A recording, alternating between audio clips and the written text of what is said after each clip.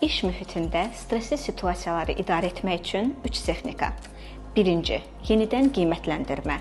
Stres bizim situasiyanı nə şəkildə qəbul etməyimizdən yaranır. Davamlı neqativ, ağır emosiyalar yaşamaqdansa, həmin hadisələrə baxış bucağınızı dəyişməyə çalışın. İş yükünün çox və ağır olmasını əzici proses olaraq deyil, gələcəkdə inkişaf üçün üstünlük olaraq görün. İkinci, emosional idarə etmə.